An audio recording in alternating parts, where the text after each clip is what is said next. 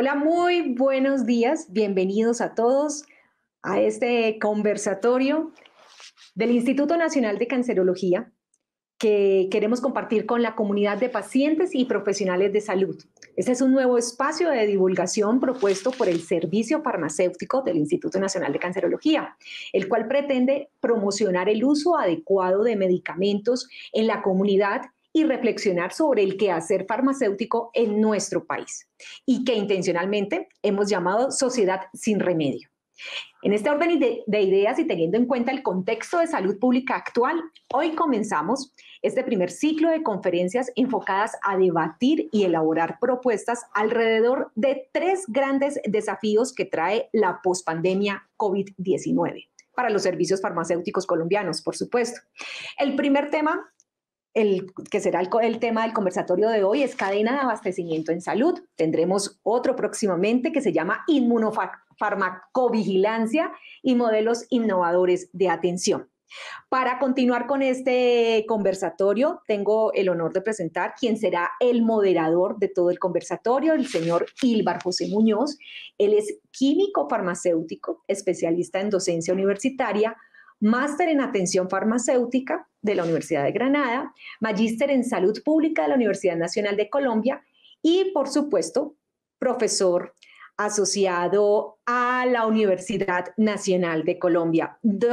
Profesor Ilvar, gracias por estar aquí y bienvenido. Jimena, muchas gracias en primer lugar por esta invitación. Un cordial saludo a todas las personas que nos acompañan en este primer conversatorio y agradecer la invitación de nuestro Instituto Nacional de Cancerología, una institución de 85 años de trascendencia en la vida del país, de un valor enorme y con quien la Universidad Nacional tiene unos vínculos muy estrechos. De verdad, gracias en nombre del Departamento de Farmacia, la Facultad de Ciencias de nuestra universidad, por esta invitación. Vamos a empezar de una vez. Tenemos ya un selecto elenco de invitados que seguramente van a enriquecer la comprensión, el entendimiento respecto a esta situación, en esa inesperada pandemia y confinamiento y aislamiento que nos generó esta aparición de la infección por del contagio por el SARS-CoV-2, el COVID-19, como lo conocemos. Nuestros invitados son la profesora Claudia Patricia Vaca González, química farmacéutica de la Universidad Nacional de Colombia, magíster en farmacoepidemiología de la Universidad Autónoma de Barcelona y magíster en efectividad clínica y sanitaria de la Universidad de Buenos Aires, y nuestra compañera, profesora del Departamento de Farmacia, Facultad de Ciencias de nuestra universidad, la Universidad Nacional de Colombia. También está con nosotros un egresado muy importante de nuestra universidad, orgullo de nuestra universidad, Juan Pablo Osorio Niño, químico farmacéutico de nuestra universidad, máster en atención farmacéutica de la Universidad de Granada y máster en farmacia asistencial de la Universidad de Barcelona en España. Tiene una especialización también en docencia universitaria. Ha sido docente, farmacéutico de hospital, y a pesar de ser tan joven en una carrera vertiginosa, actualmente es el director del Servicio Farmacéutico de la Clínica Internacional de Alta Tecnología en Cáncer y presidente de la asociación que agrupa los farmacéuticos de hospital, la Asociación Colombiana de Químicos Farmacéuticos Hospitalarios. También está nuestra colega directora de los servicios farmacéuticos del Instituto Nacional de Cancerología, gestora de esta idea de este conversatorio, química farmacéutica de nuestra universidad y con una especialización en economía de la salud de la Universidad Jorge Tadeo Lozano. Y también, bueno, pues María Isabel Vargas Velasco, médica especialista en epidemiología, funcionaria de la Dirección Nacional de Medicamentos y Productos biológicos del INVIMA. Y nuestro invitado internacional, con quien vamos a empezar este conversatorio, Jorge Scholtle, químico farmacéutico de la Universidad Nacional de San Luis y magíster en gerencia y administración de servicios y de sistemas de salud. Bienvenido primero que todo, Jorge. Gracias por su tiempo y esta posibilidad de conocer cómo es la situación en Argentina en este momento crítico de el acceso a los medicamentos. Y la metodología va a ser entonces, empecemos por Jorge, con nuestro agradecimiento nuevamente y la bienvenida.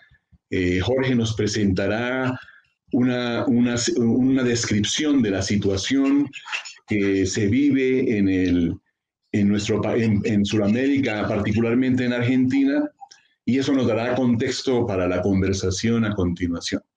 Bienvenido, Jorge. Adelante con su presentación.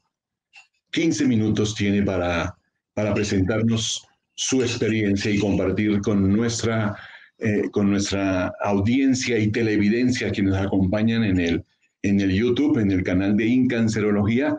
Bienvenidos y gracias, Jorge. Adelante con su presentación.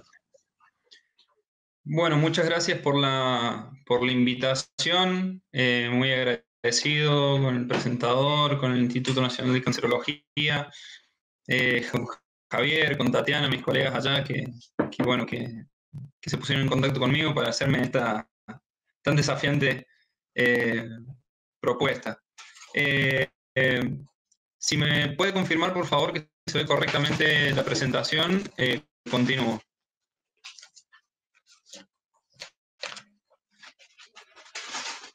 Bien. Para hablar un poco de la cadena de abastecimientos en salud, es importante entender un poco cómo funciona el sistema de salud argentino, que es bastante particular. Para empezar, todos los países del mundo tienen un sistema de salud, sea este más eficiente o menos eficiente que otro, pero básicamente todos tienen como objetivo mejorar la salud de la población, favoreciendo un acceso equitativo y brindar protección financiera. Esto es muy importante porque hoy en día generalmente abundan las demandas injustificadas y son mucho más numerosas que las verdaderas necesidades.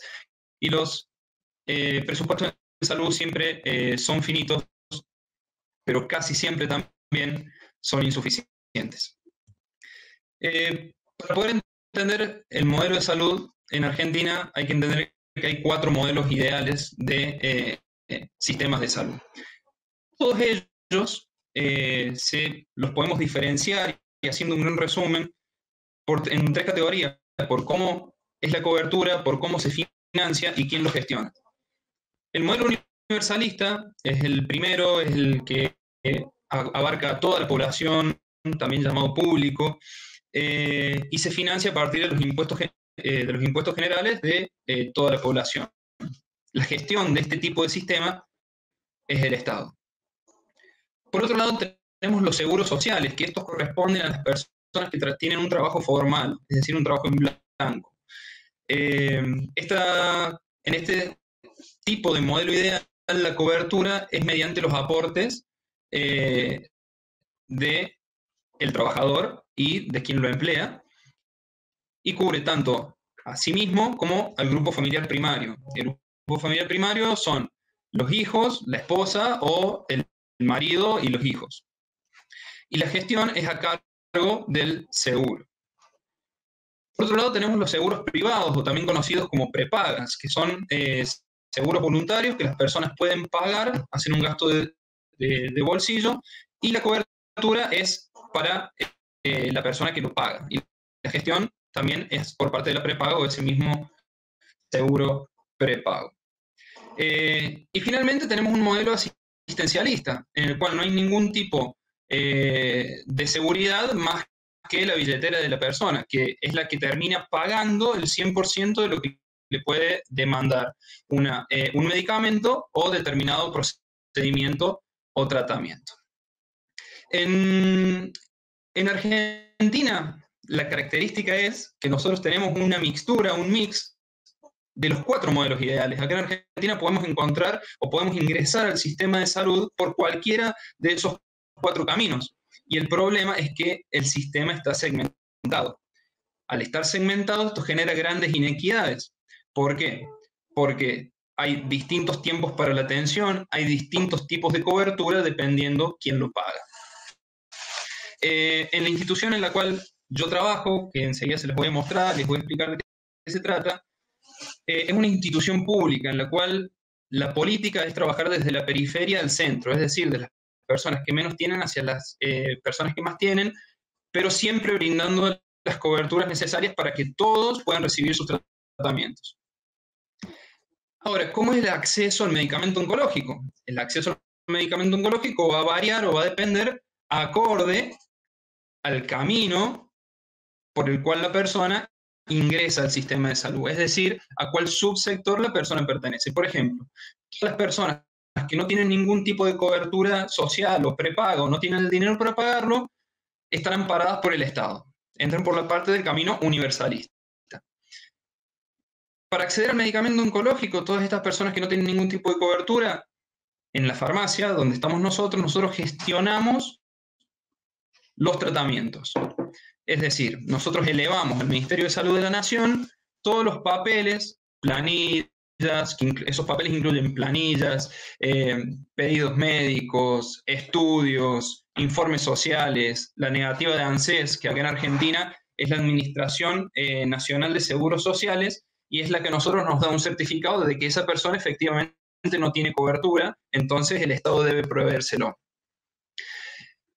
El Estado tiene un vademecum también. Entonces, si el tratamiento requiere de algún medicamento dentro de ese vademecum, se hace el pedido de donación. Y pueden pasar 2 cosas o 2 situaciones de falta de abastecimiento. Una es que esa medicación o ese tratamiento no esté disponible en el vademecum, y la otra es que esté disponible en el vademecum, pero no haya stock para proveerlo. En ese caso, se busca la segunda opción, que sería el gobierno provincial. El gobierno provincial elabora un expediente con trámites muy similares al de Nación y se realiza la compra para garantizar la accesibilidad del medicamento en el tiempo oportuno.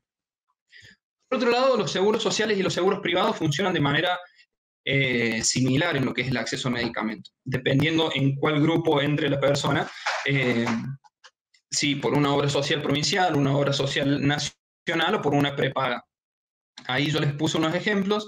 Por ejemplo, DOCEP es la obra social del Estado provincial en San Luis, y PAMI, que es el Instituto Nacional de Seguridad de Servicios Sociales para Jubilados y Pensionados.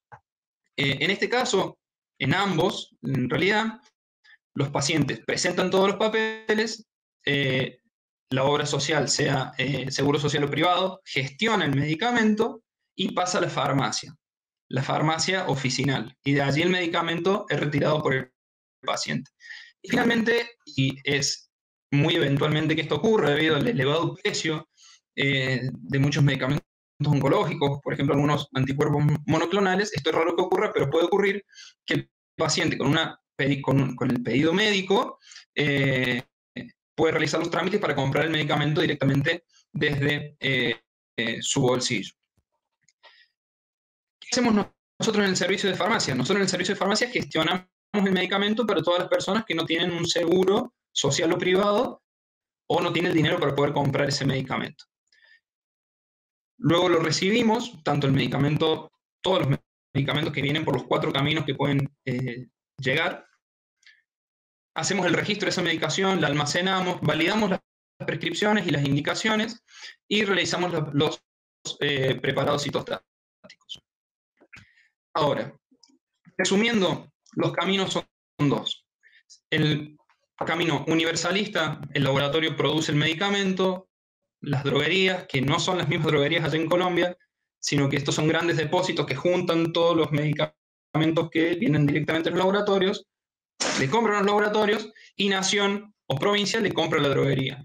Una vez que el medicamento está disponible en nación o provincia es enviado directamente al centro oncológico donde nosotros recibimos y realizamos el proceso que les comenté recién.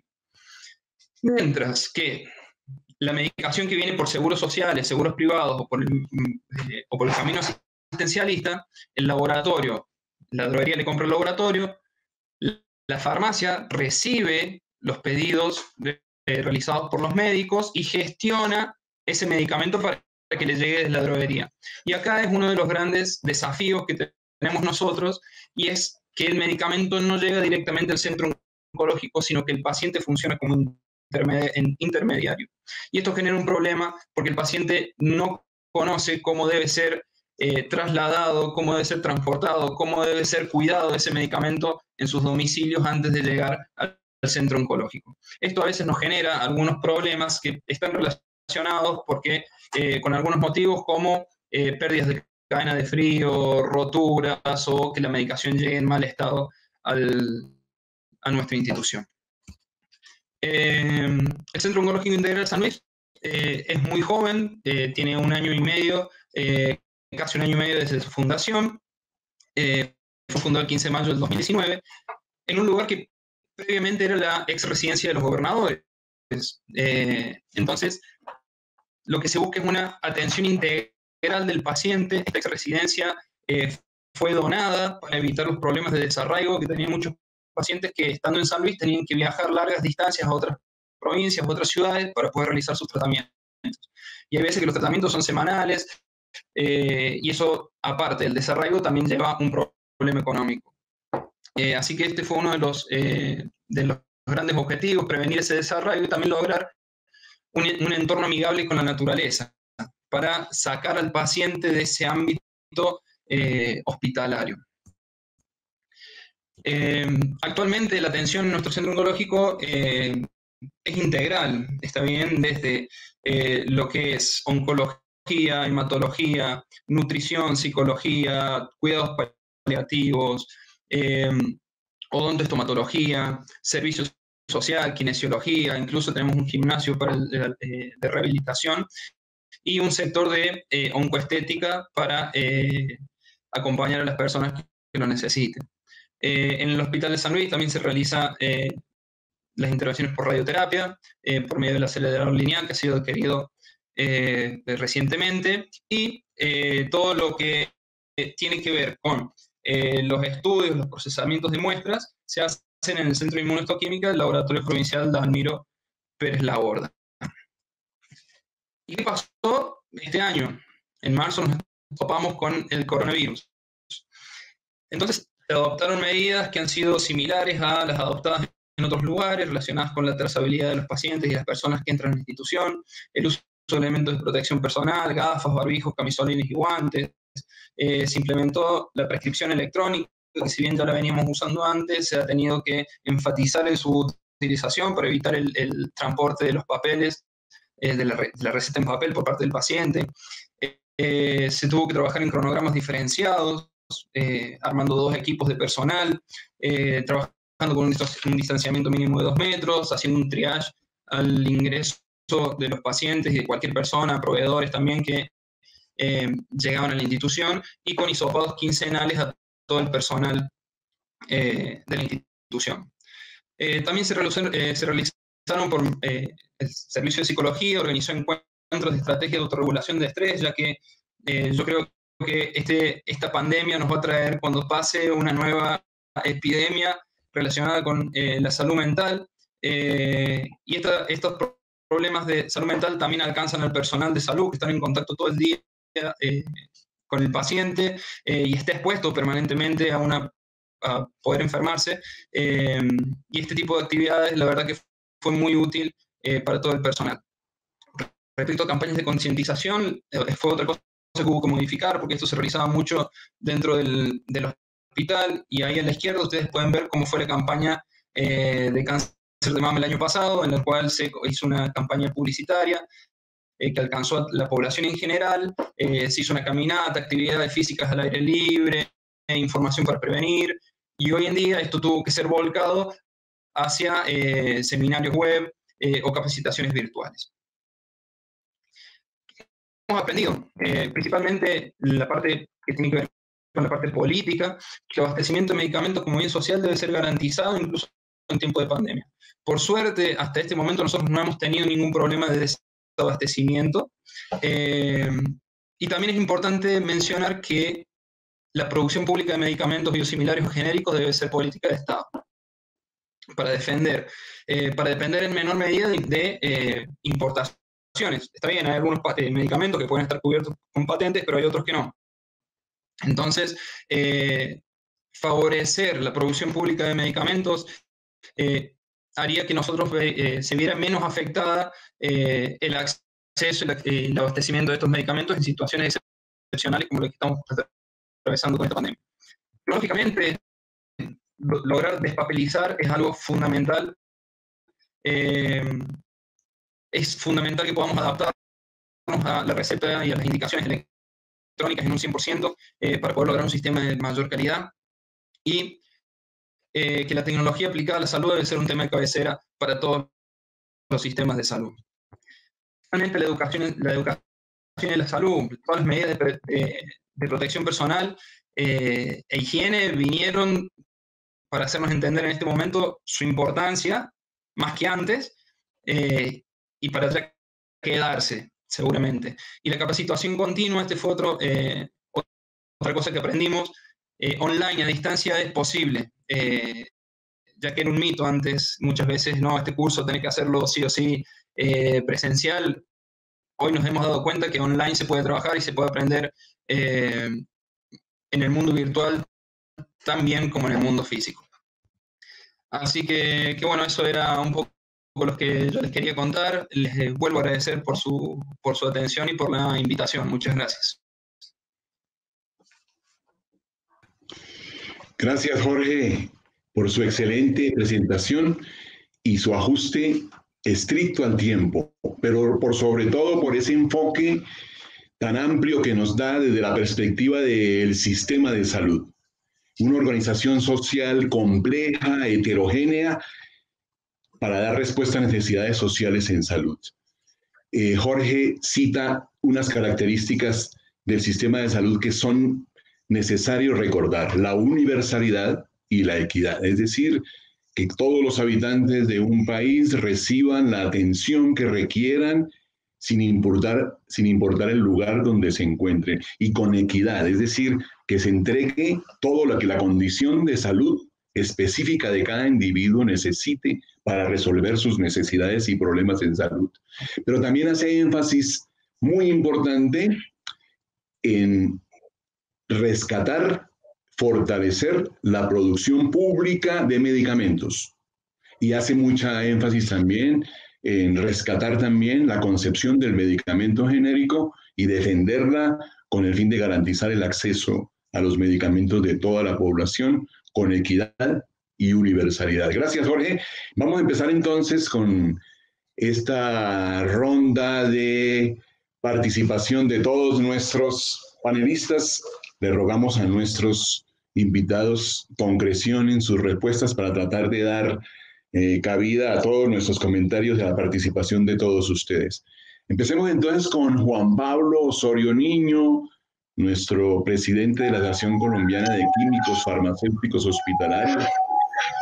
Juan Pablo ha sido muy importante y muy notable en este asunto del desabastecimiento. Entonces, la primera pregunta para Juan Pablo sería: ¿cómo ha sido esa experiencia y si se puede diferenciar una situación antes de la pandemia y después de entrar en una emergencia sanitaria? Es decir, antes de la pandemia teníamos una garantía de abastecimiento suficiente de medicamentos. Por supuesto que la emergencia sanitaria agudizó el problema, pero ¿cuál es su experiencia, su percepción sobre ese tránsito del antes y el después de la pandemia respecto al de abastecimiento de medicamentos, Juan Pablo?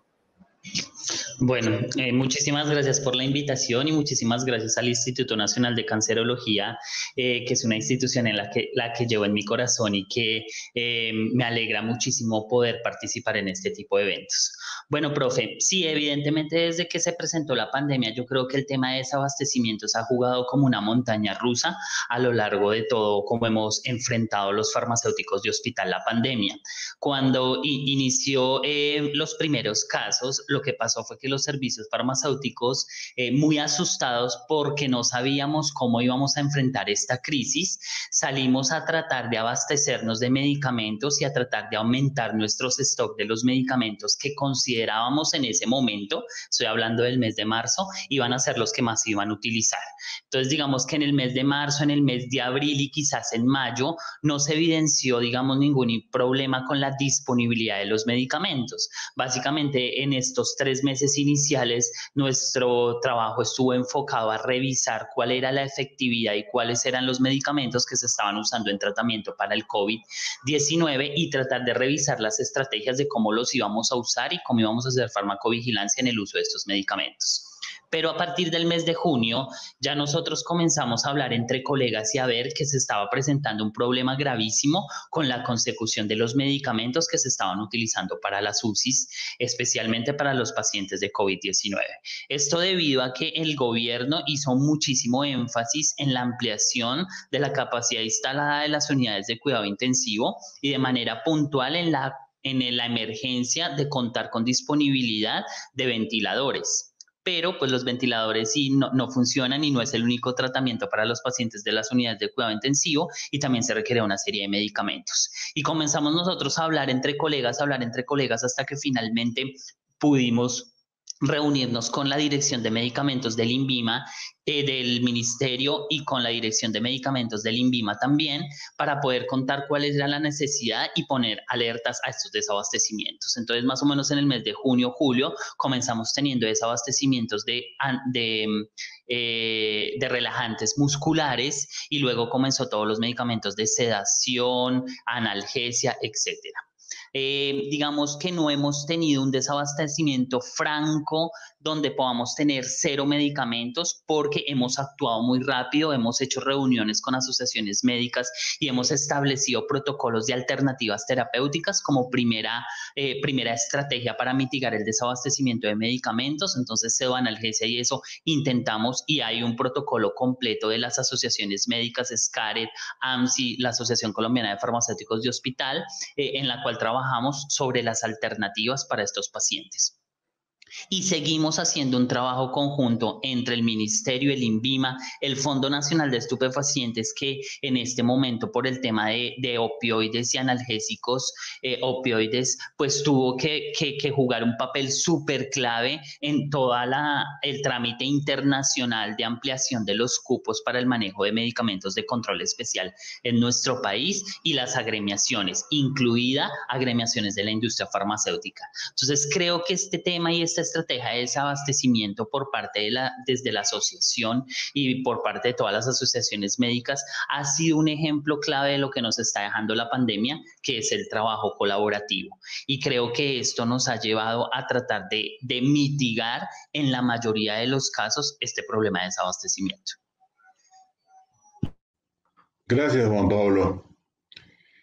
Bueno, Carolina Aristizábal pues representa los servicios farmacéuticos del Instituto Nacional de Cancerología, una organización, como lo anunciamos al comienzo, muy importante, muy valiosa para la nación colombiana, 85 años de historia. El INC tiene, por ejemplo, una estrategia de convocatoria pública, de venta de medicamentos, de adquisición, de convocatoria pública de proveedores de medicamentos que hace anticipadamente.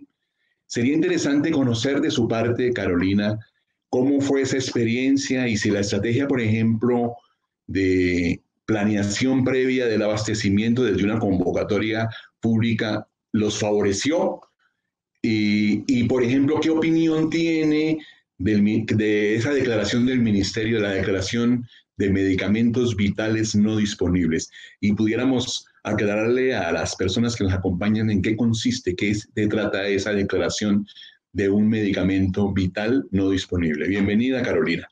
Gracias, profe. Pues claro que sí, cualquier novedad y problema de desabastecimiento que se presenta en el país, pues obviamente va a generar un problema de atención y un problema de acceso a nivel país para brindar y poder atender nuestros pacientes. Como usted dice, sí existe una convocatoria de proveedores que tenemos acá, de manera que podamos clasificar y tener la información necesaria de quiénes manejan esos diferentes productos, de manera que podamos tener contacto y comunicación constante con ellos y poder hacer un abastecimiento o una prevención de posibles desabastecimientos. ¿El instituto qué hizo? Pues optimización de estrategias, como hablaba Juan, búsqueda de alternativas farmacológicas para brindar la correcta atención de nuestros pacientes. Realizamos una estimación de necesidades de acuerdo a la rotación, de acuerdo al número de camas que tuviese cada institución y los protocolos de manejo que se fueran a utilizar para el manejo de esta pandemia. Como decía Juan, en comunicación constante con las asociaciones, la Asociación de Químicos Farmacéuticos, asociaciones gremiales, han permitido detectar esas alertas y prevenirlas de manera que lográsemos atender a nuestros pacientes sin ninguna, problema de atención en salud por no disponer de estos productos. Como usted dice, el término vital no disponible que generó, esa es una clasificación y esa connotación, esa característica, pues nos ha permitido seleccionar estos productos, clasificarlos como vital no disponibles, de manera que uno, con las características especiales y específicas, en este caso en esta pandemia, que es salvaguardar la vida del paciente, clasificarlos como vital no disponible a productos que no estuviesen disponibles en el país o que las cantidades no fuesen necesarias para poder brindar la atención a estos pacientes. Esa clasificación digital no disponible que permite que los proveedores puedan disponer de estos productos de forma mucho más rápida, poderlos importar o poderlos fabricar de manera que lograse el abastecimiento completo a nivel nacional. Sin embargo, se detecta cierto problema de acceso frente al costo con los que llegan estos vitales no disponibles y genera obviamente problemas para las instituciones de poder adquirirlos de forma mucho más oportuna y mucho más rápida teniendo en cuenta estos costos. Gracias, Carolina. Bueno, pues ven ustedes la situación, es posible que esta estrategia de convocatoria pública previa sea un mecanismo de defensa frente a una situación compleja, inesperada como la que se presentó.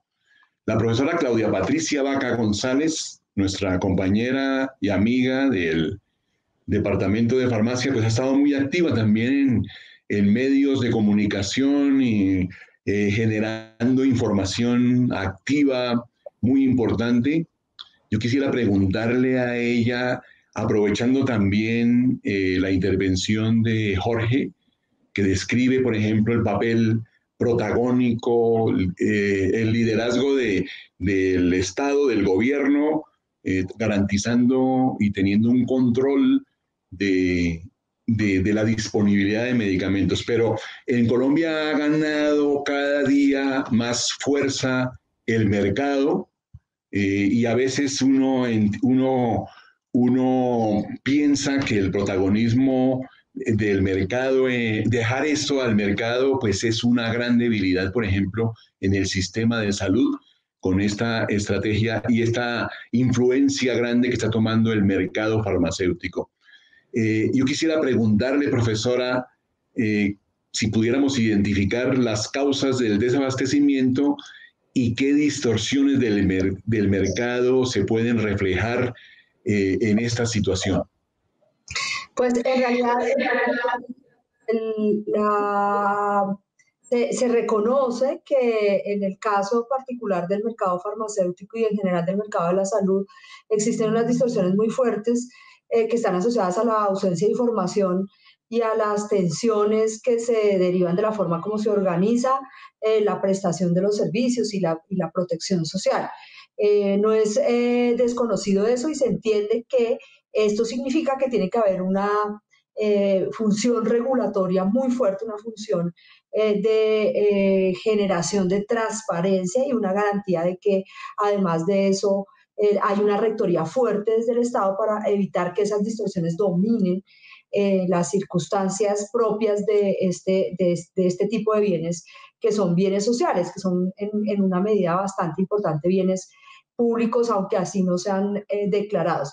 Y yo quisiera comentar que este asunto del desabastecimiento preocupa globalmente. Hace muy poco, en noviembre de 2019, hubo dos cartas, comentarios de Jeffrey Aronson, perdón, del Oxford Evidence-Based Medicine, quien hizo una nota en noviembre 9 y en noviembre 15, tratando de hacer un marco lógico, una especie de análisis de causas del desabastecimiento global con el fin de que nos pongamos de acuerdo un poco con la terminología. Es la idea también de entender cuáles son esas distorsiones y causas y eso a su vez garantizar que las acciones del Estado, un Estado rector, una intervención regulatoria fuerte pudiera resolver esas causas. En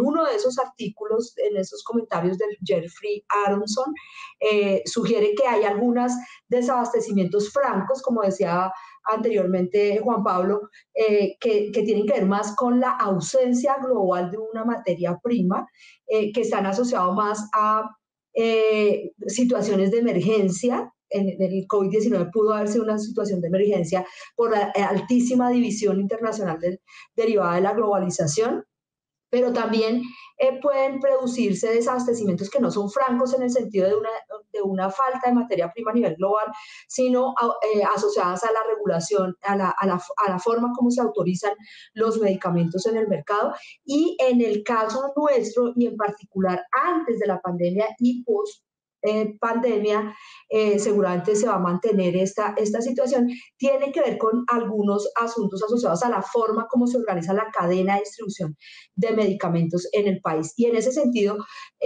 creo que esas causas declaradas y descritas en ese par de artículos del British Medical Journal que les recomiendo, se sugiere que particularmente en este último eslabón, esas asociadas al desabastecimiento en farmacias por razones que no son estructurales globales, pudieran estar presentes prácticas anticompetitivas que se asocian, por ejemplo, al acaparamiento de productos cuando se reconoce que va a haber un desabastecimiento para aumentar pues, el precio.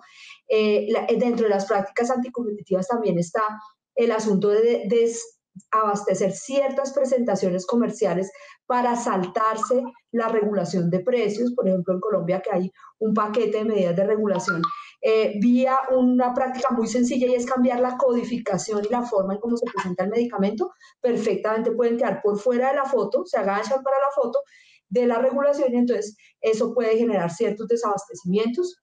Existe también y se ha documentado acuerdos entre laboratorios y distribuidores para desabastecer ciertos medicamentos en ciertos puntos para cambiar las formas en que se dan las relaciones contractuales entre aseguradores y prestadores.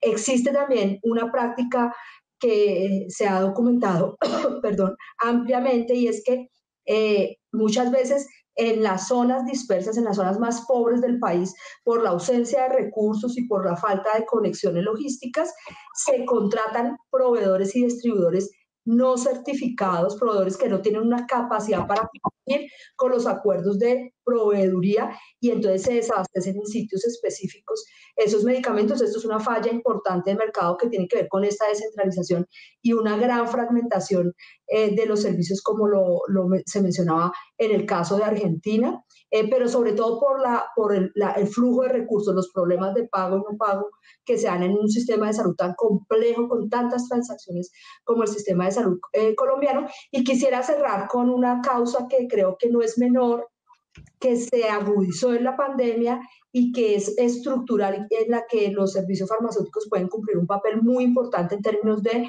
racionalización de la terapia, que es la invitación que está haciendo el Instituto Nacional de Cancerología con esta serie de conversatorios. Y es que se desplaza el uso de medicamentos esenciales probados de bajo precio con proveedores genéricos por nuevas tecnologías caras, sofisticadas, que van a tener, digamos, un papel, digamos, marginal en términos del mejoramiento de los resultados en salud, pero a unos precios mucho más altos. Y quienes producen esas nuevas tecnologías están en alguna medida en relación en holdings comerciales grandes que desabastecen estos medicamentos esenciales y que pudieran ser una causa fuerte de algunos desabastecimientos globales que hemos sufrido, ya no en la pandemia específicamente, se agudizaron en la pandemia, pero que eran de vieja data y mucho más estructurales. Incluso la presencia excesiva de competidores genéricos de bajo precio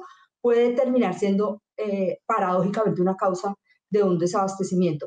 Y en la infodemia que estamos sufriendo, la infodemia de la pandemia, pero la infodemia también en términos de ese encanto y fascinación por los nuevos productos sofisticados, terminamos descuidando la provisión de productos esenciales para el manejo de las patologías. Gracias, profesora Claudia Patricia, por su intervención. Nuestra gestora de comunicaciones del Instituto Nacional de Cancerología está muy atenta a sus comentarios y sus preguntas en el chat. Jimena Bedoya, y al final ojalá tengamos algo de tiempo para poder transmitir sus preguntas y sus inquietudes a nuestros panelistas. La doctora María Isabel Vargas Velasco, pues es en este momento la persona del Gobierno Nacional que está representando al gobierno, el Estado colombiano en este conversatorio. Quisiera preguntarle, pues, uno ha visto la situación en que está el INVIMA, esta situación compleja también que ha tenido que vivir. Entonces sería que nos compartiera el rol, el papel que está jugando el INVIMA, el Instituto de Vigilancia de Medicamentos y Alimentos de nuestro país, para resolver, por ejemplo, esas distorsiones y cuáles son las actuaciones en desabastecimiento de medicamentos y cómo se articula, por ejemplo, esas acciones del INVIMA con los centros de atención en salud, tratando de dar respuesta a esta situación, por supuesto que todos sabemos que inesperada, pero ¿cómo ha sido la respuesta del INVIMA a esta situación? Doctora María Isabel Vargas Velasco, bienvenida. Muchas gracias, buenos días a todos y gracias por la invitación a este espacio tan interesante, ¿no? Bueno, les cuento, el INVIMA, en trabajo conjunto con el Ministerio de Salud, con el Fondo Nacional de Estupefacientes, la Asociación Colombiana de Químicos Hospitalarios, viene trabajando de manera articulada con el fin de tomar todas las medidas que sean necesarias precisamente para mitigar el riesgo de desabastecimiento de medicamentos en el país. Y ahora, pues más en el marco de la emergencia sanitaria, pues secundaria a la pandemia por la presencia del COVID-19 en el mismo. Entonces, nosotros venimos haciendo un trabajo, eso es un trabajo constante que se viene realizando desde marzo de este año, en el que se han tomado muchas medidas con el fin, como les digo, de priorizar, de mitigar ese riesgo de desabastecimiento. Lo que estamos haciendo es reuniones constantes, empezaron a realizar reuniones con las asociaciones, con los titulares de los registros sanitarios de todos los medicamentos que inicialmente se priorizaron para el manejo de todas las complicaciones asociadas a COVID-19, que eran los medicamentos que, como Juan Pablo decía, se tenían muy en cuenta o se empezaron a tener en cuenta para manejar ese tipo de pacientes.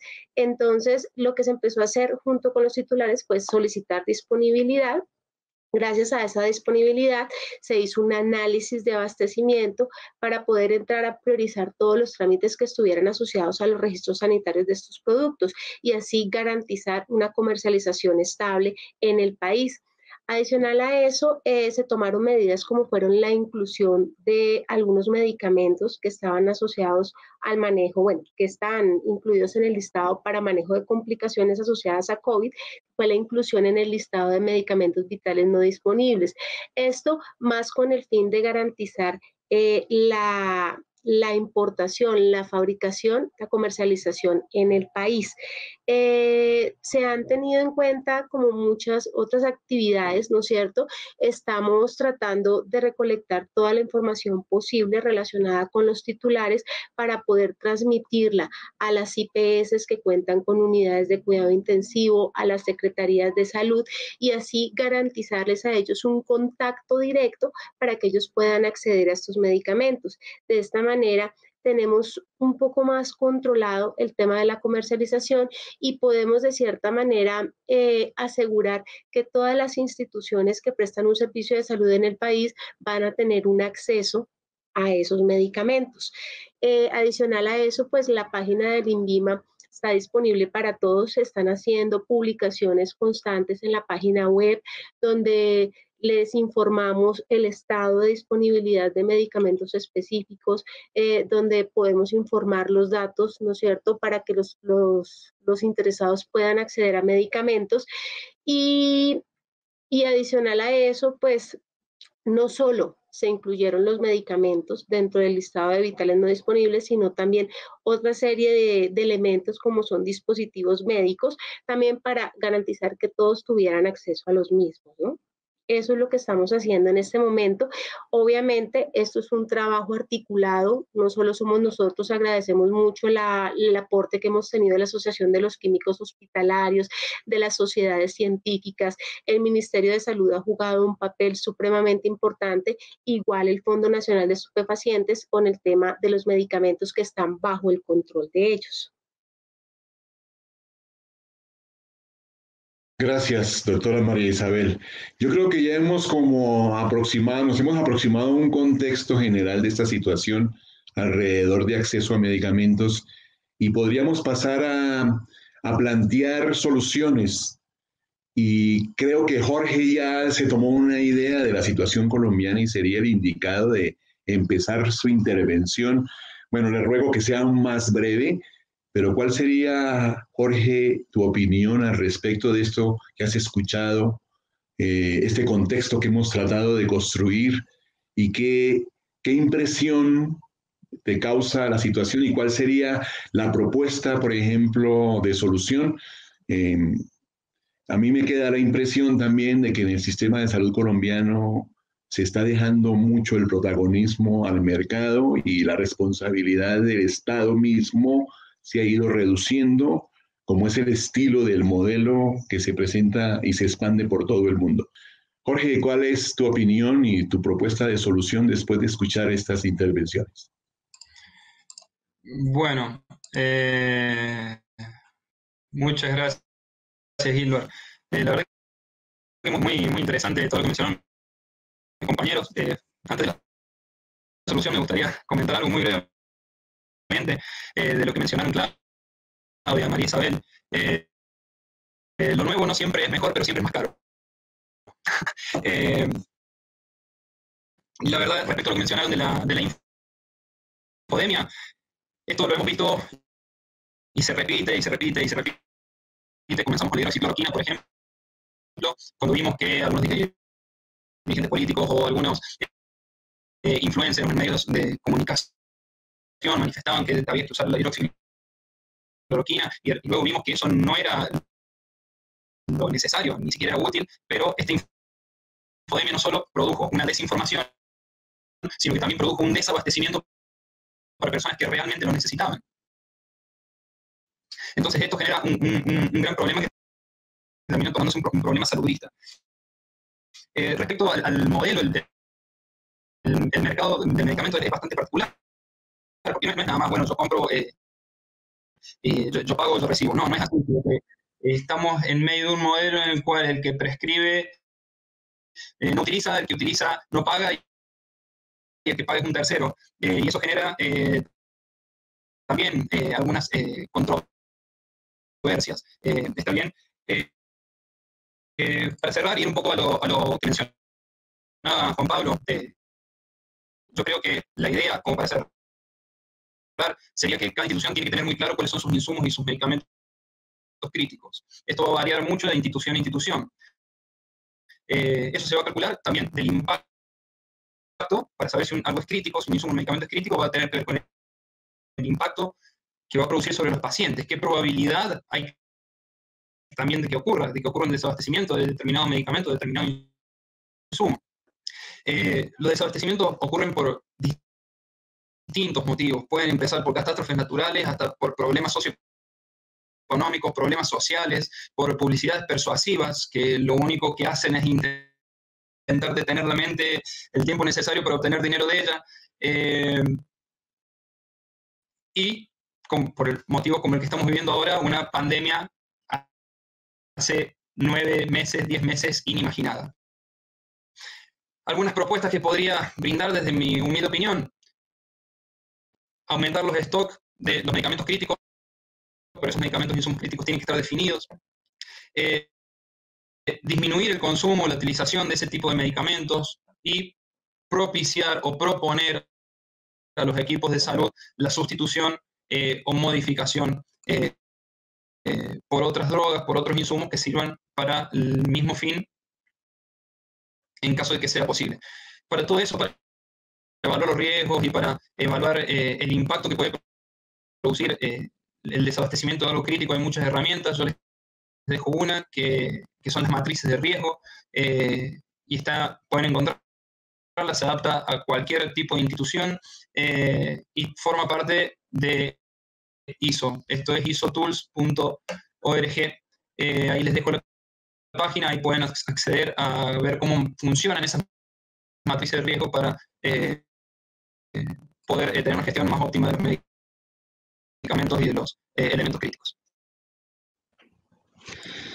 Gracias, Jorge. Tuvimos alguna dificultad en la comunicación, pero creo que algún mensaje nos quedó en su intervención. Jorge, muchas gracias nuevamente. Carolina, ¿cómo has vivido esta experiencia tan inesperada y cuál sería tu propuesta de solución? ¿Qué recomendarías desde tu experiencia y de la perspectiva de una entidad tan importante, tan grande, pública, valiosa, con ese modelo de planeación de la adquisición? ¿Qué podrías compartir y recomendar como una estrategia de solución de la experiencia que estás viviendo, Carolina? Bueno, ¿qué nos deja esta pandemia? Que la comunicación es importante a todo el nivel de la cadena de abastecimiento.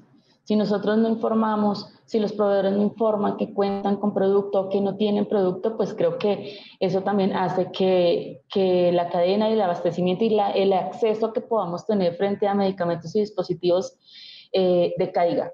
Entonces creo que primero nos deja eso, la comunicación. Tiene que haber una comunicación de toda la cadena, de todos los implicados en esto, de manera que logremos garantizar la disponibilidad de medicamentos y dispositivos. ¿Qué quisiera yo? Que tal vez se pudiese crear un banco de medicamentos y dispositivos regulado por el ministerio. No sé, de pronto estoy diciendo cosas absurdas, pero me parecería una propuesta bastante novedosa, y que a través de ello se pudiese regular y disponer y abastecer a todas las instituciones que de verdad requieran estos medicamentos o dispositivos. Gracias, Carolina. Juan Pablo, usted ha vivido esta situación en carne propia de todos los días. Conocemos sus informes diarios que da en una red de WhatsApp muy grande. ¿Cuál sería su recomendación, valiosa recomendación desde la Asociación de los Farmacéuticos que viven el día a día en su trabajo diario en la farmacia del hospital? Bueno, profe, mire, el tema de desabastecimientos en la parte ya práctica del hospital es importantísimo que lo tengamos dividido en dos acciones. La primera, en asegurar la demanda, ¿no? Entonces, ¿qué es lo que pasa? En controlar la demanda, perdón. Entonces, ¿qué es lo que pasa?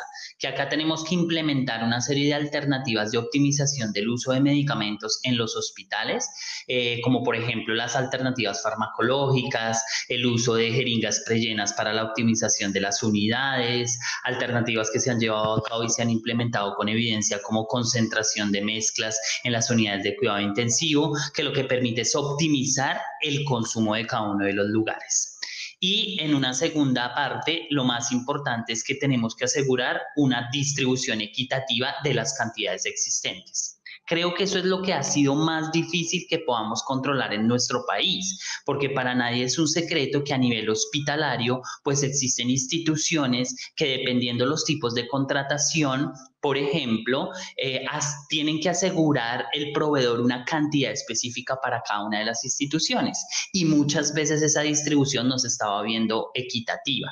Creo que esta problemática la llevamos a las mesas de trabajo y en las mesas de trabajo se trató de establecer estrategias con la industria farmacéutica para tratar de asegurar un poco la distribución más equitativa. En una mesa de trabajo, profe, nos encontramos con que teníamos la mayoría de hospitales fentanilo, pero nos hace un llamado especial el departamento de Nariño porque no les estaba llegando ni una sola unidad de fentanilo a este lugar. Entonces nosotros lo manifestamos, lo comunicamos al ministerio y digamos ahí se despliega una serie de estrategias apoyadas por la industria farmacéutica, los operadores logísticos, que permitieron asegurar un poco más de cantidad y de unidades para este departamento que no la estaba presentando. Entonces, creo que la salida y el control está en esa distribución equitativa. Algunos países lo que hacen es hacer compra centralizada de estos medicamentos. Colombia, por nuestro sistema de salud, por nuestros sistemas de contratación, creo que, y el mismo ministerio lo ha manifestado,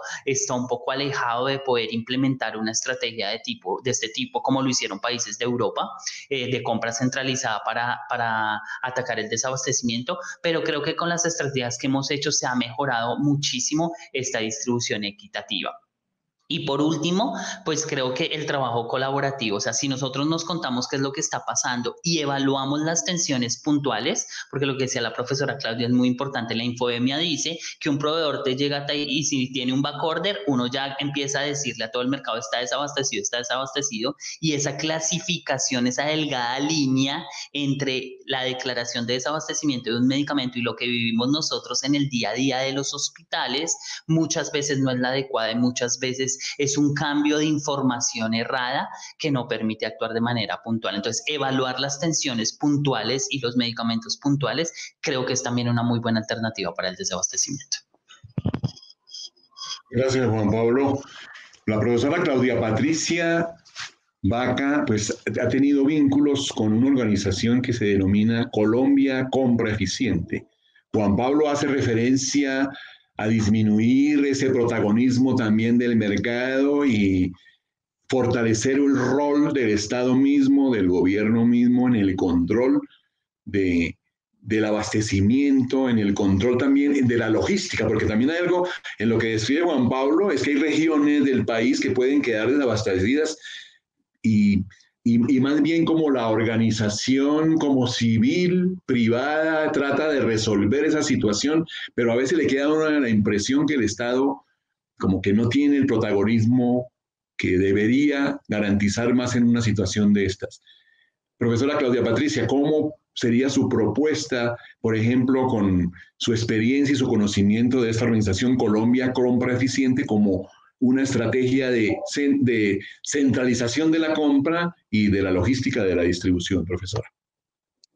Bueno, antes de contestar esto, creo que el análisis de los asuntos específicos, digamos, de la prestación, lo que uno diría el nivel meso y micro del sistema de salud, creo que lo han descrito sumamente bien Carolina y Juan Pablo. Hay unos asuntos macro, yo mencioné que pudieran haber detrás de ciertos desabastecimientos puntuales o crónicos, prácticas anticompetitivas, distribuidores no certificados y el asunto del desplazamiento del uso de medicamentos de primera línea o simplemente la inducción al consumo de ciertas tecnologías.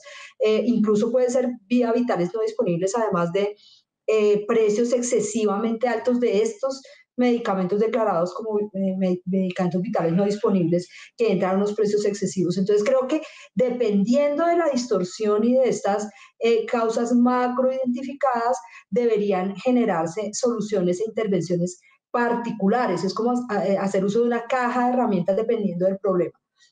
Para las prácticas anticompetitivas, pues el acaparamiento y los acuerdos entre laboratorios y distribuidores y los comportamientos de cartelización, creo que hay una insuficiente intervención de la Superintendencia de Industria y Comercio para sancionar prácticas anticompetitivas. El análisis de estos asuntos para determinar en qué consisten y si se están presentando o no, es competencia de la Superintendencia de Industria y Comercio,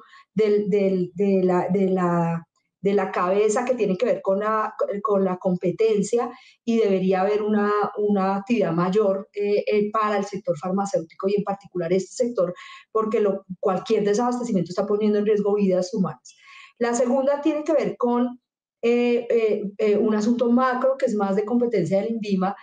Creo que se ha jugado y se ha apostado fuerte por la comunicación, la coordinación. Creo que esa es la mejor apuesta posible, pero no olvidemos que tener un registro sanitario genera unos derechos, pero también genera unos deberes. Y dentro de los deberes de un titular de un registro sanitario, de una autorización de comercialización, está proveer y abastecer suficientemente el mercado.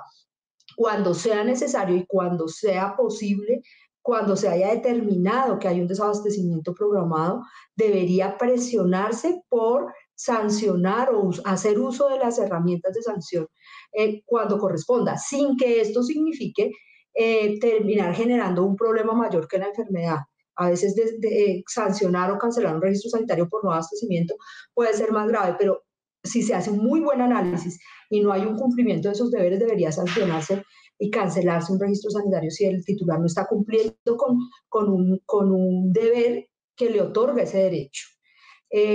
Hay otros asuntos asociados y que los mencioné, que tienen que ver con distribuidores no certificados o distribuidores que aceptan y cumplen cualquier requisito para ganarse una licitación en las zonas apartadas o frente a una afugia, a una emergencia de un hospital en particular, y terminan sin poder responder.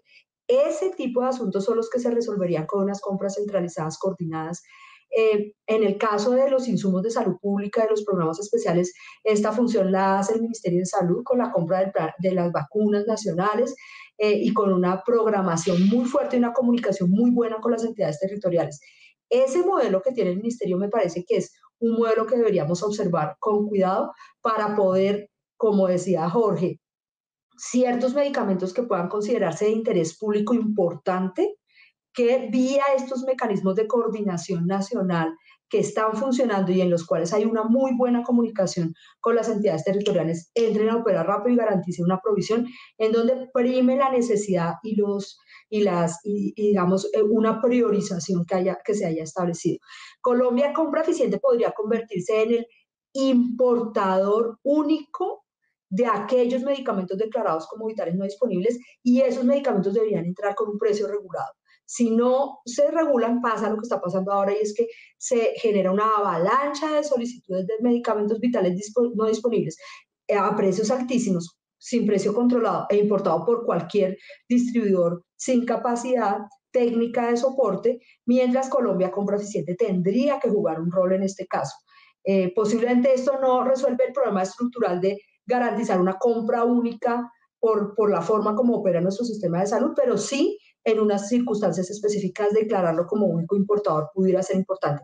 Pero para eso se requiere la voluntad política de Colombia Compra Eficiente, y me temo que ha cumplido un rol, si no nulo, por lo menos ausente en las discusiones que se han dado sobre desabastecimiento en las últimas etapas. Y frente al tema de la infodemia, pues creo que Juan Pablo en especial y Jorge fueron sumamente claros en cuáles son los mecanismos a través de los cuales combatir el desplazamiento de medicamentos de última línea que no aportan valor para proteger y garantizar la sustitución por medicamentos esenciales en los cuales debería haber una provisión suficiente. Gracias. Gracias, profesora. Doctora María Isabel, ¿Cuál es su impresión de este contexto que hemos tratado de construir y desde la vivencia de esta situación tan extrema? ¿Cuál cree que sea el aporte y el INVIMA en qué podría mejorar su organización para tratar de resolver no solo la contingencia, sino la cotidianidad de la garantía del acceso de a los medicamentos de nuestra población? Bueno, nosotros como INVIMA, en trabajo conjunto con el Ministerio de Salud, venimos haciendo como una revisión constante y estamos buscando mecanismos permanentemente que busquen pues mitigar este desabastecimiento en el país. No solo ahora durante la pandemia, sino tenemos que pensar en un futuro, más adelante, algo que sea permanente. Actualmente estamos insistiendo mucho en una distribución organizada, en una distribución que sea para todo el país, no como lo que se estaba comentando, o sea, que llegan a una parte y resulta que hay otras instituciones de salud que están un poco más alejadas, a las cuales no están llegando medicamentos que son necesarios. Entonces estamos buscando que esta distribución sea equitativa. Como búsqueda de soluciones, estamos trabajando también en conjunto con agencias sanitarias, buscando apoyo, ¿no es cierto?, en el tema de importación. Dentro de estas agencias tenemos México, tenemos Chile, estamos en contacto permanente, ¿no es cierto?, con agencias también interesadas que quieran ofertar diferentes medicamentos también en el país. Con respecto a los titulares que cuentan con registro sanitario, claro, ellos tienen unos privilegios, pero es muy cierto, ellos tienen unos deberes. Y esos están, por ejemplo, en el decreto 843, donde se obliga a los titulares a reportar la no comercialización de sus productos. El reporte de esta no comercialización nos ayuda a nosotros en la toma de decisiones tempranas y no al final, cuando ya el desabastecimiento está presente. Entonces, eso es muy importante. Me parece que este es un espacio interesante para invitar a los titulares a que reporten a través del módulo Traza que está en nuestra página oficial del INVIMA. Es muy importante que lo hagan. Este reporte de no comercialización es el que nos ayuda a tomar decisiones con tiempo, tempranas, precisamente para prevenir este desabastecimiento. Y bueno, continuamos se vienen realizando mesas de trabajo desde marzo de este año. El objetivo es continuar estas mesas de trabajo precisamente para seguir tomando decisiones tempranas que nos ayuden a prevenir desabastecimientos futuros. Y me parece importante también contarles que desde este año, con el tema de los vitales no disponibles, hay un reporte, o sea, el reporte de comercialización de vitales no disponibles en el país ya también lo podemos tener en el sistema SISMED. Entonces ya no solamente podemos hacer un análisis de estas ventas de productos con registro sanitario que se comercializan normalmente en el país, sino que también podemos hacer un análisis de la comercialización de medicamentos que están ingresando al país como vitales no disponibles. Recordar nuevamente, seguimos priorizando todos los trámites relacionados con el registro sanitario de todos los productos que se encuentran priorizados en este momento. Y pues esto no solamente la Dirección de Medicamentos, esto es como un trabajo conjunto interno entre la Dirección de Operaciones Sanitarias, la Ventana Única de Comercio Exterior. Eso es lo que estamos haciendo actualmente. Y bueno, sabemos, trabajo conjunto con nuestra Asociación de Químicos Hospitalarios, sociedades científicas, titulares e instituciones de salud. Gracias, doctora María Isabel. Demos la palabra entonces a la audiencia, a las personas que han venido acompañando este conversatorio tan interesante.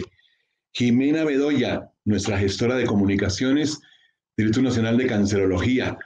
¿Tienes algún acumulado, alguna clasificación de las preguntas que se han generado en el chat para que las compartamos a nuestros panelistas? Adelante, Jimena, bienvenida. Gracias, profe. Pues es importante decir que han estado conectados casi 55 personas. En este momento ya estamos 50 personas conectadas. Agradecemos muchísimo que hayan estado aquí pendientes de este conversatorio, Cadena de Abastecimiento en Salud, organizado por el Servicio de Farmacéutico del Instituto Nacional de Cancerología. Pero, profe, le cuento, son muy buenos comentarios no hay preguntas. Hay varios comentarios que quisiera que los pudiéramos comentar. Dice, por ejemplo, que gracias, muchas gracias por permitir estos espacios, excelentes espacios. Laura Ortiz comenta medicamento como bien social. Diana Catalina Sandoval dice la salud es un derecho fundamental, por tanto, todo lo que la abarca también. Excelente tema. Marta Maimura, buenos días. Beatriz Elena Correa, excelente conversatorio. Estos espacios son muy necesarios. Gracias al INC por ofrecer este espacio. Tenemos... llegó una pregunta. Rita, ¿qué hacer cuando el laboratorio se niega o mantiene silencio frente a los desabastecimientos existentes? ¿Quién pudiera...? Por ejemplo, yo creo que sería interesante escuchar la opinión del INVIMA. La doctora María Isabel, ¿qué podría comentar respecto a esta inquietud? ¿Qué hacer cuando el laboratorio se niega o mantiene un silencio? Este es un tema que nosotros estamos trabajando de manera permanente junto con la dirección. Estamos precisamente dentro de todo lo que estamos modificando al interior, es de alguna forma, no sé si decirlo de esta manera, sancionar, pero sí tomar ciertas medidas precisamente con los titulares que no hagan un reporte juicioso de la no comercialización de un medicamento. Muy bien, el decreto los obliga a hacer el reporte cuando no lo van a hacer, ya sea de manera temporal o permanente. Sí hemos tenido casos cuando hacemos un análisis de disponibilidad donde encontramos que de repente un titular dejó de comercializar un tiempo determinado, más no tenemos un reporte. Les reiteramos, les decimos, ustedes están en la obligación de hacerlo, pero en este momento, o sea, lo que estamos buscando es de pronto tomar medidas que de alguna manera se vuelvan ejemplares para que los titulares se vean en la obligación de hacer el reporte de la no comercialización. Eso es lo que hacemos en el momento. Me parece que sería interesante conocer la experiencia en Argentina a través de nuestro invitado Jorge. Jorge, ¿cómo se actúa? ¿Qué experiencias hay respecto a esta situación que es inquietud de alguna de las personas que nos han acompañado en el panel?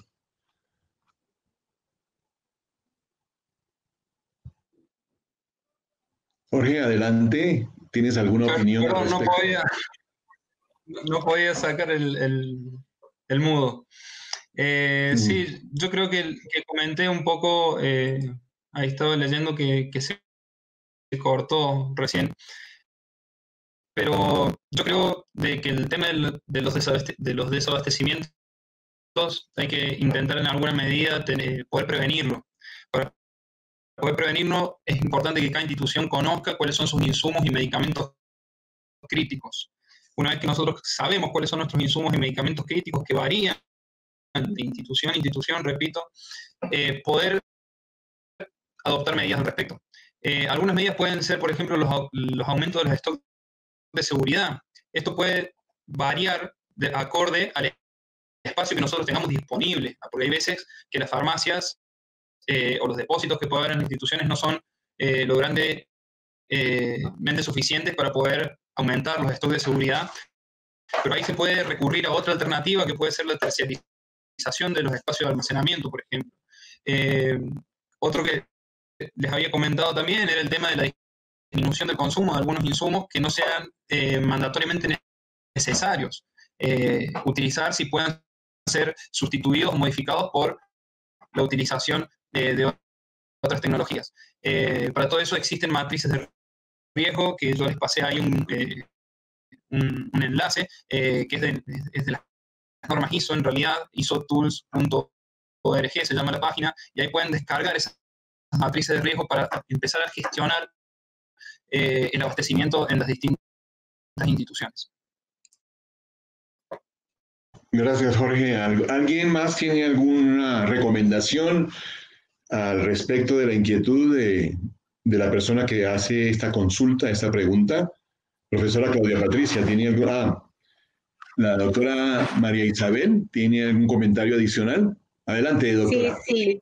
Sí, se me olvidaba algo, creo que es muy importante. Cuando existe un silencio, cuando no hay un reporte de comercialización, pero encontramos que hay un X medicamento que no se está comercializando de manera regular en el país, nosotros buscamos siempre un contacto directo con el titular. El objetivo no es la sanción, realmente el objetivo es que esta comercialización se retome en el menor tiempo posible. Este contacto directo, puedo decir que funciona, ha servido, hay una relación un poco más cordial entre la institución regulatoria que somos nosotros y el titular. Entonces, esto ha ayudado a buscar soluciones. En ocasiones hay problemas que están relacionados con trámites administrativos, relacionados al registro sanitario. Entonces, eso quizás ayuda a que esta comercialización esté interrumpida. Entonces, este contacto directo nos ha ayudado en muchas ocasiones a solucionar estos problemas de no comercialización. Es importante mencionarles, tenemos un correo para que estos reportes de no comercialización, de desabastecimiento, sean atendidos de manera directa por el grupo. Entonces, no sé si lo podemos mencionar, que es desabastecimiento medicamentos @invima.gov.co. Las personas pueden escribir, ¿no es cierto? Los interesados pueden comentarnos cuando existe o cuando encuentran que no hay una comercialización de X medicamento, para que nosotros de esa manera podamos empezar a hacer un seguimiento del mismo y poder tomar decisiones tempranas, ¿no? Bueno, ¿alguna pregunta, Jimena, adicional? ¿Apareció? Adelante, Jimena, por favor. Claro que sí. Continuando con la pregunta que se hizo inicialmente, la página de desabastecimiento ha dejado de funcionar, comenta Rita. Y se tiene otra pregunta de Darwin Andrés Benavides. ¿Se tiene pensado en el corto o mediano plazo organizar compras centralizadas de estos medicamentos o insumos para evitar la especulación y sobreprecios que se ven en el mercado? ¿Quién quiere responder? Doctora María Isabel. Lastimosamente, de pronto hemos tenido algunos problemas, o sea, la página por X o Y razón, no, en ocasiones no funciona de manera correcta, pero por eso pues les comparto el correo. O sea, si ustedes ven, en algún momento tienen alguna duda, tienen un reporte de no comercialización, nosotros estamos para atenderlos, nosotros estamos para ayudarlos, estamos para hacer un trabajo permanente en el tema de disponibilidad. Entonces les comparto el correo electrónico, es algo que vamos a transmitir, vamos a hacer una revisión interna para buscar soluciones y que estos impases no sucedan de manera frecuente, pero sí tenemos el correo de desabastecimiento medicamentos @invima.gov.co para que ustedes nos cuenten, para que nos comenten qué medicamento nos está comercializando, desde cuándo nos está comercializando. Si ustedes tienen, si existe algún documento por parte del titular donde se confirme esta no comercialización, ustedes lo pueden adjuntar. El ideal es ese, ¿no es cierto? Hacer como una revisión juiciosa a través de la página oficial del INVIMA en registros sanitarios. Ustedes pueden buscar el producto de interés, aparecen los titulares que cuentan con registro sanitario vigente, hay un correo siempre para el titular donde ustedes pueden preguntar sobre la disponibilidad de este medicamento y si existe algún inconveniente con esta disponibilidad, ustedes nos la pueden transmitir para que nosotros podamos hacer el seguimiento. Gracias, doctora. Ahí ya quedamos con el correo. Ahí tenemos el correo y tenemos otra pregunta de Julián Andrés. En caso de desabastecimiento de medicamentos y que el laboratorio no reporta la no comercialización, ¿qué papel ha estado jugando las acciones de farmacovigilancia para poder tomar medidas rápidas? Doctora María Isabel, Juan Pablo, si está por ahí presente. Sí, acá estoy, profe. Yo quisiera Voy a hacer un comentario a las anteriores preguntas y ya respondo la última pregunta que nos comunicó Jimena. Sí, evidentemente también está disponible. Nosotros desde la asociación creamos un formulario específico de desabastecimiento para este tiempo de COVID por la emergencia. Dado el caso, si algún problema tienen con la comunicación con el INVIMA, pueden hacerla por medio de la asociación, que nosotros nos comunicamos directamente con el INVIMA y hacemos el reporte adecuado de desabastecimiento. primer comentario. Segundo comentario, sí, mucha industria farmacéutica no entrega cartas de desabastecimiento, o sea, eso está súper claro porque ellos no tienen claro, muchas veces no tienen claro el momento en el cual declaran su producto como desabastecimiento, pues porque tienen muchísimas, digamos, estrategias comerciales para hacerlo o para no hacerlo, pero lo más importante es que nosotros lo reportemos. Cuando nosotros lo reportamos, ya el INVIMA notifica al dueño del registro sanitario y le exige o le pide, no le exige, le pide información sobre la posibilidad de producir, comercializar o importar algún producto farmacéutico. Entonces creo que esa es la cadena adecuada. Nosotros en los hospitalarios ya nos hablamos entre nosotros y sabemos cuando un producto está desabastecido de un proveedor y el proveedor no nos da carta. Entonces creo que es una manera muy adecuada, ahí sí como se dice, de trabajar entre colegas en una red donde podamos tener esta información. Y tercero, en las reuniones que hemos hablado de desabastecimiento y hemos intentado en algún momento verificar la posibilidad de compra centralizada, no se ha definido esta alternativa, como decía, por ejemplo, para el caso de medicamentos de COVID, por el tipo de nuestro sistema de salud y por la falta de una logística en la distribución propia que no dependen de forma estatal del ministerio. O sea, el ministerio no tiene una infraestructura logística para asegurar la compra centralizada y luego la distribución de estos medicamentos, además por el volumen de estos medicamentos que se manejan. Entonces se están explorando otra serie de alternativas y otras posibilidades para poder enfrentar el desabastecimiento. Juan Pablo, el asunto de farmacovigilancia, la utilidad de herramientas de farmacovigilancia, ¿cuál ha sido la experiencia en esta situación relacionada con desabastecimiento? Bueno, profe, yo no he conocido reportes puntuales de farmacovigilancia como tal que lleguen por desabastecimiento. Creo que esto no se escala hasta el nivel de la farmacovigilancia puntual. Entonces, indudablemente, pues si hay algún problema en la disponibilidad de un medicamento puede acarrear una serie de eventos adversos en los pacientes que sí deberían de tratarse directamente desde farmacovigilancia, pero lo que estamos viviendo actualmente, digamos, no está llegando hasta el programa de farmacovigilancia. Jimena, adelante, por favor, ¿hay alguna consulta de nuestros oyentes, de nuestra audiencia? Claro que sí, profe, pero antes un comentario de Eduardo Blanco. Excelente reflexión sobre el abastecimiento de medicamentos en medio de la pandemia, el rol del farmacéutico en la primera línea de atención y acceso del paciente a la salud. Y tenemos otra pregunta por acá, Einar Alberto Caicedo. Para el caso de dispositivos médicos, ¿dónde se reporta desabastecimiento? Doctora María Isabel, ¿le parece que puede responder esta pregunta? Bueno, el tema de dispositivos médicos, digámoslo de esta manera, pues hace parte de la Dirección de Dispositivos Médicos, pero igual, somos una institución, hacemos trabajo conjunto, estamos para apoyarnos entre direcciones. Cuando exista algún tema de desabastecimiento también de dispositivos médicos, creo que nosotros estamos en capacidad de recibir este reporte y nosotros podemos hacer la transmisión, la transferencia interna para que se pueda hacer el seguimiento a esta no disponibilidad de ese dispositivo. Sí, Jimena, ¿algo más? Rita, ¿tienen alguna fecha de reactivación de la página de desabastecimientos como retorno de la información de la gestión que ustedes realizan hacia el público o dónde están publicando ahora los seguimientos? Doctora María Isabel.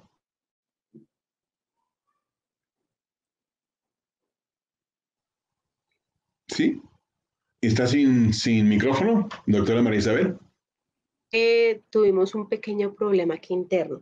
Estaba precisamente en este momento, estaba leyendo esta pregunta, ¿no es cierto? Han habido problemas técnicos con la página, pero cualquier cosa, o sea, lo que estoy revisando en este momento, la página está funcionando, se pueden hacer reportes de desabastecimiento, pero en caso de que la página no funcione, no funcione el lugar exacto, o sea, el link exacto para desabastecimientos, pues cuentan con nuestro correo para que nos puedan escribir y nosotros lo manejaremos directamente, ¿no?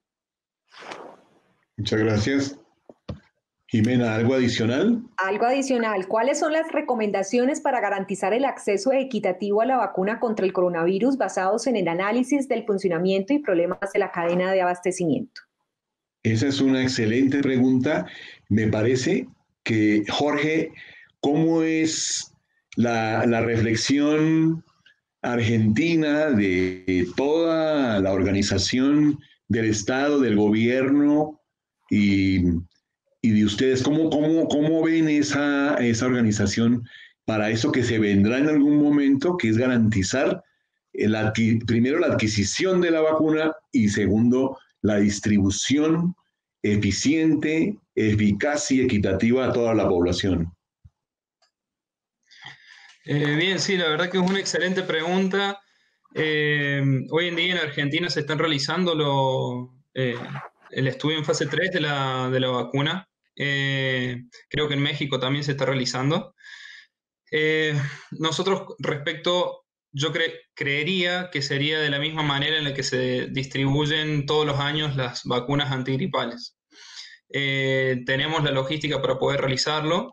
Y las vacunas generalmente están disponibles alrededor a partir del mes de marzo cada año. Mi gran duda actualmente es si la primera producción será para todo el mundo o será la primera producción para todo el personal de riesgo, las personas dentro de los grupos de riesgo, y para el personal esencial, sobre todo para el personal de salud. Y creo que luego tendremos disponible una segunda tanda para el resto de la población, pero es mi humilde opinión al respecto. Profesora, gracias, Jorge. Profesora Claudia Patricia, ¿usted ha estado atenta a esa dinámica de la vacuna en el mundo? Y también ha escrito sobre cómo debiera ser la estrategia para acceder a la vacuna, comprarla, por ejemplo, porque una cosa es la negociación que se va a presentar al respecto y que le sigue la logística de la distribución. ¿Cuál es su opinión al respecto de esa pregunta tan interesante del acceso a la vacuna, de la compra de la vacuna y la logística de la distribución y la aplicación de la vacuna? Yo creo que ahí ese es un tema de toda una charla. Les voy a dejar en el chat para todos el link de los diferentes documentos y análisis de evidencia del avance de los ensayos clínicos y de los acuerdos internacionales de provisión de las vacunas. Hay una estrategia multilateral que está liderando la Organización Mundial de la Salud, que Colombia suscribió, Argentina también suscribió ese acuerdo multilateral de distribución de vacunas. Por ahora tenemos garantía de un 20% de las dosis de cualquier vacuna que sirva, que haya demostrado que sirva, porque todavía estamos comprando algo que no existe, que no sabemos si sirve y que no existe. Ese 20% lo vamos a tener y se va a priorizar el personal de la salud de ese acuerdo multilateral. Pero el problema viene después, el problema viene a qué precio, qué otra población y con qué criterio se va a priorizar. Jorge ya ha mencionado la dificultad de esa priorización y yo les voy a dejar ese link donde están esos temas complejos. Lo que yo sí quisiera decir e insistir es que solemos cuestionar la capacidad del Ministerio de Salud para distribuir medicamentos y la verdad es que desconocemos y no miramos con cuidado y con reconocimiento el esfuerzo que ha hecho el Ministerio de Salud en el Plan Ampliado de Inmunización para garantizar una distribución amplia de las vacunas de una manera muy eficiente, pero también de los medicamentos de los programas de salud pública. Sustituir la distribución de medicamentos por el Estado me parece una tontería, pero pensar en una priorización de medicamentos indispensables, programados cuando existan crisis o cuando existan problemas, me parece no solamente necesario, indispensable, sino éticamente deseable y una manera de prevenir y anticipar problemas de salud y muertes de la población, son muertes evitables. Hacer una priorización de una lista de medicamentos que se puedan desabastecer por nuestra dependencia tecnológica me parece que es un deber del Estado y un deber de los que estamos trabajando en salud pública. Y perfectamente se puede hacer con la infraestructura que se cuenta y con el desarrollo que se ha hecho de las capacidades de distribución de las vacunas en los programas de inmunización que hemos tenido, o de malaria o de tuberculosis, que son los que hoy sigue distribuyendo el gobierno nacional a través del ministerio. Pero la pandemia, la vacuna pandémica que sea útil, si llega a ser útil y si llega a pensarse en la distribución, pudiera triplicar las necesidades de distribución de ese plan ampliado de inmunización. O sea, tendríamos que anticiparnos. Y si además le sumamos la lista de unos medicamentos priorizados indispensables por riesgo de desabastecimiento, significa que tenemos que pensar en grande cómo vamos a resolver eso desde el objetivo y el bien superior, que es la salud pública y la protección de las vidas de la población colombiana. Gracias, profesora. Jimena, ¿qué hay en el chat adicional? Adicional, otra pregunta, otro gran comentario para ir cerrando, porque ya creo que el tiempo se agotó. Los costos de medicamentos vitales no disponibles generalmente son muy altos e incluso son elevados aún más por los importadores. En ocasiones hay medicamentos que ya se encuentran en trámite de registro por parte de un laboratorio. ¿Hay alguna posibilidad de destinar esta importación a este laboratorio para evitar así las fluctuaciones de precios hacia el alza por parte de otros importadores y cuidar así las finanzas de nuestro sistema de salud? Yo creo que la doctora María Isabel, esa declaración que partió también del INVIMA de declarar vitales no disponibles con la intención de que quede en el mercado y que se libere un poco esa restricción, pero también tiene unas consecuencias en el control de precios. Yo creo que escuchemos a la doctora María Isabel primero y después a Juan Pablo, que ha vivido esa experiencia en esa relación con organizaciones científicas y en la comunicación con el INVIMA. Bueno, con respecto a la comercialización de vitales no disponibles, pues el decreto 481 es muy claro, primero con respecto a la definición de lo que es un medicamento vital no disponible y los criterios, las características que debe tener este medicamento para poder ser considerado un medicamento vital no disponible. Ya con respecto a la relación de precios, realmente es el Ministerio de Salud el ente encargado, ¿no es cierto?, de la regulación de los mismos, a través pues de la coordinación de compras nacionales. Eso me parece muy importante porque ya el INVIMA como tal es el ente encargado de evaluar calidad, seguridad y eficacia de estos medicamentos, pero ya la regulación de precios realmente hace parte o es injerencia del Ministerio de Salud. Juan Pablo, tu experiencia respecto a esta situación.